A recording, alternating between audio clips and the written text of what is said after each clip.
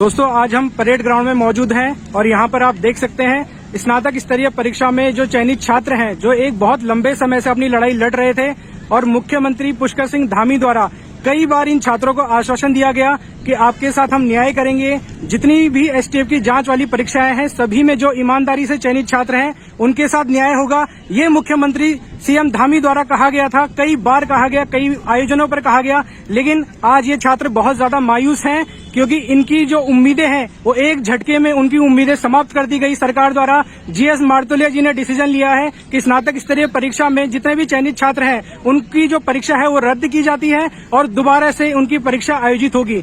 तो यहाँ पर जो छात्र हैं वो बहुत ज्यादा आक्रोशित हैं। अब हम पूछते हैं छात्रों से कि उनका क्या नजरिया है, कैसे वो देखते हैं इस पर्टिकुलर डिसीजन को। तो सबसे पहले मैडम आपके पास आऊंगा मैं, पहले आप बताइए कि आप क्या इस डिसीजन से खुश हैं, कैसा आपका रिएक्शन है इस डिसीजन के प्रति? नहीं, मैं तो इसमें बिल्कुल खुश नहीं हूँ। क्यों? जब अगर इनको भर्ती रद्दी करनी थी तो 8 महीने से कहा था ये, हम 8 महीने चक्कर काट रहे हैं, कभी यहाँ कभी वहाँ, तो क्यों इन्होंने हमारा बेवकूफ बनाया 3 दिनों से? और एसटीएफ किस बात की पैसे ले रही है और किस बात की उनकी सैलरी दी जा रही है? जब एसटीएफ अपना काम कर ही नहीं सकती थी तो उनको पहले ही मना कर देना था कि हमारे पक्ष में नहीं है, तो सीबीआई क्यों मना करी आप लोगों ने? और अगर आपसे था बस में तो आपने पहले क्यों नहीं करी फिर छटनी? और छटनी अगर करनी थी और नहीं भी करी, चलो आपने एक बारी के, तो आपने किस बेसिस पर आप ये कहे जा रहे हैं कि आप उनको परीक्षा में उनको बैठने नहीं देंगे? कैसे आप इस टाइम सेग्रीगेट करेंगे कि किसने पेपर दिया और किसने नहीं दिया और कौन क्लियर है और कौन क्लियर नहीं है? Shame on you STF. अगर एसटीएफ अपने आप से काम नहीं कर सकती है तो एसटीएफ को खुद ज्वाइन करना चाहिए और हमें ज्वाइन ही देनी चाहिए। और नहीं होता है तो सीबीआई बुलाइए, हम 1 महीना वेट करेंगे, हम 6 महीने वेट करेंगे, हम 10 महीने वेट करेंगे, लेकिन जब तक सीबीआई नहीं आएगी हम तब तक अपने निर्णय से पीछे नहीं हटेंगे। मैडम जैसे कई बार जंतर मंतर में बैठेंगे, हम 10 तारीख को जाएंगे, हम केंद्र सरकार से न्याय मांगेंगे। कोई तो न्याय करेगा, मोदी सरकार न्याय करेगी, केंद्र अगर राज्य सरकार न्याय नहीं करती है तो कम से कम केंद्र तो है, सुप्रीम कोर्ट तो है ही, हाई कोर्ट उनका है तो क्या हुआ, सुप्रीम कोर्ट तो करेगा, कोई तो होगा ऐसा जो इंसाफ देगा। मैडम मैंने कई बार देखा आपकी 2 बार रैलियां हुई, दोनों बार आपने भारी बारिश में रैली की, उसके बाद आप मुख्यमंत्री जी से मिले, आपका जो प्रतिनिधि मंडल था वो मुख्यमंत्री जी से मिला। क्या आपको मुख्यमंत्री जी ने क्या कहा, क्या आश्वासन दिया आपको उन्होंने? मुख्यमंत्री जी हमेशा यही आश्वासन दिया है कि न्याय करेंगे, न्याय करेंगे, लेकिन पता नहीं कौन सा न्याय करेंगे, मुझे समझ नहीं आया उनका न्याय कहाँ से कहाँ तक था। कौन सा न्याय था कि उन्होंने अपनी सीट वोट बैंक बचाया या फिर हम लोग को कटघरे में खड़ा करके हमें दोषी आगे बाहर फेंक दिया है?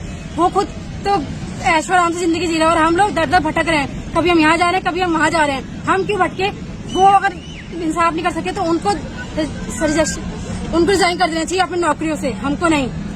बिल्कुल मैम। सर मैं आपकी तरफ आऊंगा, क्या रिएक्शन है आपका इस डिसीजन के प्रति? सरकार का ये फैसला आपको हतप्रत करने वाला लगा? क्योंकि एक तरफ मुख्यमंत्री जी कहते हैं कि हम आपको नियुक्ति दिलाएंगे, हम जितने भी मेहनती ईमानदार छात्र हैं उनके ये आश्वासन कई बार हमने खुद अखबारों में पढ़ा है कि उन्होंने लिखा है कि वीडियो में जितने भी चयनित छात्र हैं उनके साथ हम न्याय करेंगे। तो अब आपको कैसा लग रहा है कि ये क्या न्याय है? आपको क्या ये न्याय लग रहा है? क्या रिएक्शन है आपका इसके ऊपर? सर मुझे तो ऐसा लग रहा है कि उत्तराखंड के अंदर से न्याय व्यवस्था बिल्कुल खत्म हो गई है। हमने अप्रैल में इसका रिजल्ट आया था, तब से हमने किसी भी माध्यम से किसी भी तरीके से हमने ये दर्शाया है कि इसमें से एक बड़ा वर्ग ऐसा भी है जो बहुत ही मेहनत से, परिश्रम से, ईमानदारी से इस पेपर को निकाला है और हमने बार बार ये प्रदर्शित करते रहे हैं कि हम अपनी मेहनत से इस पेपर को निकाला है। इस कारण हमने रैलियां करी, हमने पत्राचार का सहारा लिया, हमने जहां हो सकता था हम सब विधायकों से मिले, हम ये दर्शाते रहे कि भाई एक बड़ा वर्ग ये भी है जो अपनी मेहनत और ईमानदारी से यहाँ निकला है। लेकिन मुझे नहीं लगता कि इस बात को लेके किसी को कोई फर्क पड़ा।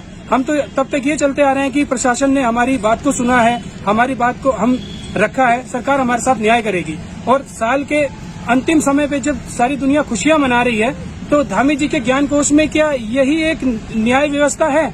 यही एक न्याय है कि जो हमको दिया है कि भाई ये न्याय हो गया तुम्हारे साथ कि हमने मेहनत करी? गलती किसकी है? गलती उस इंसान की है जिसने इस परीक्षा को ऑर्गेनाइज करा है। सरकार की खामियां हम क्यों भुगतें? हम क्यों बलि का बकरा बने? लेकिन मुझे ये पता है हमारी बातों का सरकार पे या आयोग पे कोई फर्क पड़ने वाला है नहीं। इसीलिए हमने फैसला किया है कि हम 10 तारीख को दिल्ली चलो अभियान कर रहे हैं और उस अभियान में हम लोग, हमारे भाई, हमारी बहनें, हम सर अपने सारे सिर मुंडवाकर जंतर मंतर पे बैठेंगे, तब जाके पूरे भारतवर्ष को ये संदेश देंगे कि अभी भी न्याय व्यवस्था उत्तराखंड की क्या है और हमारी जो उत्तराखंड के प्रदेश के युवाओं का मनोदशा है वो पूरा भारतवर्ष देखे। हम इस चीज के लिए अपनी बात को रखेंगे। जब तक हम में हिम्मत है हम अपने अधिकार के लिए, अपने स्वाभिमान के लिए, अपने सम्मान के लिए लड़ते रहेंगे। आइए कुछ और छात्रों से पूछते हैं कि उनका क्या रिएक्शन था। देखिए यहाँ पे जो अध्यक्ष साहब हैं वो कहते हैं कि एक तरफ कहते हैं वो छटनी नहीं हो पा रही है, हम सेग्रीगेट नहीं कर पा रहे हैं, दूसरी तरफ वो अखबारों में छपाते हैं कि 138 लोग हैं जिनके खिलाफ विवेचना मिली है। तो क्या ऐसा नहीं हो सकता था कि अगर 940 पद आपके थे और 140 बच्चे अगर फेक हैं आपके, तो उनको बाहर करके 800 बच्चों को नियुक्ति दी जा सकती थी? क्या आपको नहीं लगता कि ये दोहरा रवैया है आयोग का? एक तरफ सरकार कहती है कि हम छात्रों के साथ न्याय करेंगे, दूध का दूध पानी का पानी करेंगे। सीएम साहब ने कई बार कई मौकों पर मीडिया में कहा है ये बात, कई मंचों से कहा है। तो आपको क्या लगता है कि ये एक धोखा नहीं है क्या आपके साथ? बिल्कुल धोखा है, बिल्कुल धोखा है। और आज हमें रियलाइज हो रहा है कि सीएम पुष्कर सिंह धामी को हमने चुना है। और पिछले साल उन्होंने वादा किया था कि हम 20,000 नियुक्तियां दे पाएंगे। आज पूरा 1 साल हो चुका है, कोई 20 व्यक्ति बता दीजिए जिनको उन्होंने नियुक्ति दी हो। आज की डेट में हम जिस सीएम को उसी की क्षेत्र में खटी माम उनको हरा दिया, और वही सीएम पूरे उत्तराखंड पे थोपा जा रहा है। और आज हमें इस बात को साबित भी कर दिया है कि एक तरफ उन्होंने हमारे साथ वादा किया था, हमें गार्जियन बोला था कि जो मेहनत से ईमानदारी से चयनित बच्चे हैं उनके साथ हम न्याय करेंगे, और आज 2023 में जो हम मेहनत से ईमानदारी से चयन तो हमको क्या तोहफा दे दिया। तो हम इस चीज के बिल्कुल भी खिलाफ है। हम चाहते हैं कि सरकार आयोग के से बात करे और अपने फैसले को वापस ले, और नहीं तो हमें ये आंदोलन उग्र करना पड़ेगा और अपनी बात पहुंचाने के लिए केंद्र सरकार में हमें दिल्ली जाना पड़ेगा, जंतर मंतर में धरना करना पड़ेगा। और ये बिल्कुल भी न्याय नहीं है। जब सरकार 133 बच्चों को परीक्षा में बैठने नहीं दे सकती है, तो बाकी बच्चों को न्याय तो दे सकती है। उनको ज्वाइनिंग रूप में हमें तो न्याय चाहिए, हमें तो न्याय सिर्फ ज्वाइनिंग के रूप में ही चाहिए। देखिए छात्र यहाँ पर बहुत ज्यादा परेशान हैं, बहुत ज्यादा दुखी हैं, और वो बोल रहे हैं कि हम 10 जनवरी को दिल्ली कूच करेंगे और जंतर मंतर पे वहाँ पे हम प्रदर्शन करेंगे। तो आइए हम बात करते हैं कुछ और छात्रों से कि जैसा ये आयोग का निर्णय है, क्या रिएक्शन है आपका? कैसा मतलब आपको महसूस हुआ? क्योंकि एक तरफ आपको लगातार आश्वासन मिल रहे थे, पूरा साल हो गया जब से आपका अप्रैल से रिजल्ट आया है, तब से आपको पूरे साल भर यही आश्वासन मिला कि आपके साथ हम न्याय करेंगे, आपको न्याय दिलाएंगे। तो आखिरी में साल के आखिरी दिन जब आप एक गुड न्यूज की उम्मीद कर रहे थे, तब आपको पता चलता है कि आपकी भर्ती सरकार ने निरस्त कर दी है। तो आपका क्या रिएक्शन है इसके ऊपर? रिएक्शन आप देख ही रहे हैं सर, पिछले 8 महीने से ऐसा कोई दर नहीं जहां हम न भटके। सड़क से लेकर संसद तक या सदन तक हम हर जगह पहुंचे, हर किसी के साथ हमने अपनी बात रखी है। हर व्यक्ति के पास, चाहे कोई भी हो, हर किसी के पास हमने अपनी बात रखी है, लेकिन कोई हमारी सुनने को तैयार नहीं। ठीक, पूरे 8 महीनों में हमको सिर्फ आश्वासन दिया गया, ये होगा वो होगा।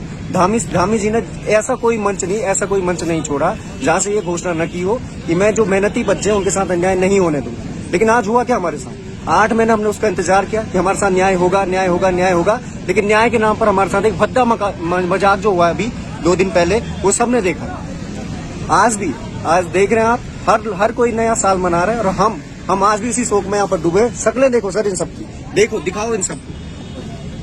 आज लोग खुशी मना रहे, नए साल की खुशी मना रहे, और हम आज भी वही हैं। जिस दिन हमारा डीवी हुआ था, हम आज भी वही हैं, उसी दिन पर टिके हुए हैं। हमारा जो मन था आज भी वही है। क्यों? क्योंकि हमारे साथ तब से लेकर आज तक सिर्फ आश्वासन मिल रहा है। आश्वासन के नाम पर धोखाधड़ी हो रही है। उस दिन भी हमारे साथ धोखा हुआ था, आज भी हमारे साथ वही चीज चल रही है। राह चलते हुए किसी भी व्यक्ति से आप पूछ लीजिए, किसी से ही पूछ लीजिए, हर कोई चाहता है मेहनती जो छात्र है उनको न्याय मिले। है कितने, संख्या कितनी है, उनको आप सेग्रीगेट नहीं कर पा रहे। दूसरा, आपने अध्यक्ष साहब को बोला कि एक समिति बनाइए, उसके आधार पर हमारी जांच कराइए। जांच के नाम पर क्या हुआ? खिलवाड़ हुआ हमारे साथ। सबको पता है क्या चल रहा है अंदर, जो हकीकत है वो हर कोई जानता है अंदर की।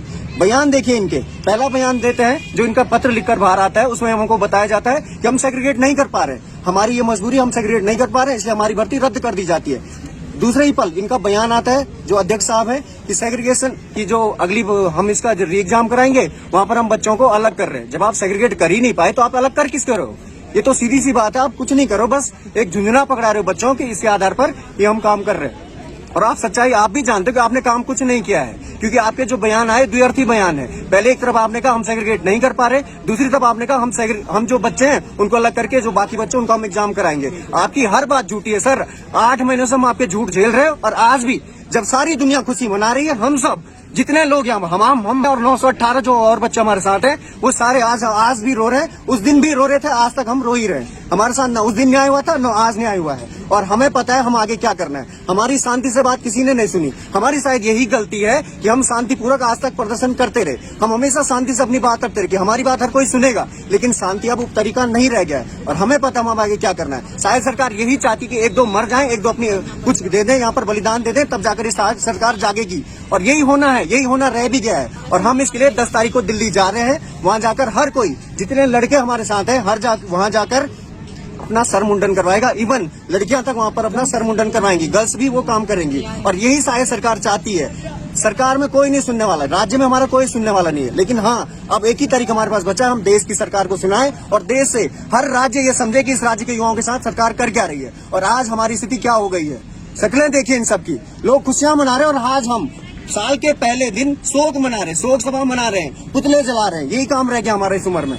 देखिए सब दिख रहा है आपको सारी चीजें। बहुत ज्यादा परेशान है छात्र और अपनी यहाँ पर पीड़ा व्यक्त करते हुए। पूछना चाहेंगे कुछ और छात्रों से, कैसा रिएक्शन है आपका, क्या लग रहा है, अब आगे की क्या रणनीति है? रणनीति हमारी अगली रणनीति है कि हम 10 जनवरी को दिल्ली कूच करेंगे, क्योंकि प्रदेश की सरकार बिल्कुल बहरी हो चुकी है और गूंगी हो चुकी है। गूंगी तो नहीं थी, पर हमारे साथ गलत आश्वासन दिया कि हमको धोखे में रखा गया। इस धोखे का खामियाजा हम भुगत रहे हैं और आज हम परेड ग्राउंड में इसीलिए खड़े हैं। नए साल का नया दिन था, सब लोग हर्षोल्लास के साथ नया साल मना रहे हैं, अपने आगे की प्लानिंग कर रहे हैं। इस सरकार ने हमें 2020 से पीछे, यानी कि हमारा 3 साल खराब कर दिए हैं। उससे पहले कोविड था, कोविड का बहाना बनाया, फिर चुनाव के टाइम पे वैकेंसी निकाली, वैकेंसी के बाद फिर तुरंत एग्जाम करवाने के बाद, आज रिजल्ट के बाद हमें फिर झूठे आश्वासन देने के बाद हम इनके समर्थन में ही रहे हमेशा और आखिरी में हमें बेवकूफ बनाया गया। यहाँ तक कि सर मैं अपनी बात करता हूँ, एसटीएफ ने मेरी जांच की, 3 घंटे मुझसे पूछताछ की और पूछताछ में कुछ नहीं निकला, मुझे क्लीन चिट मिली। तो मेरा क्या दोष है सर कि मैं एग्जाम दोबारा क्यों दूं? मैं एग्जाम बिल्कुल सही बात है। जो छात्र मैं एग्जाम इसी बेस पे दूं क्या कि मैं जांच करूं और मैं दोबारा एग्जाम दूं, फिर दोबारा तो मेरा एग्जाम नहीं निकले तो कौन जिम्मेदार रहेगा? मेरा वापस समय कौन लाएगा? हर समय परिस्थितियां सेम नहीं रहती। वो 2 घंटे जो एग्जाम होगा, जिस पल क्या पता उसमें मेरी तबियत खराब हो, मेरा दुर्घटना, मेरी कोई एक्सीडेंट हो जाए जाते समय आते समय, क्या पता मेरी पारिवारिक स्थिति ठीक ना हो।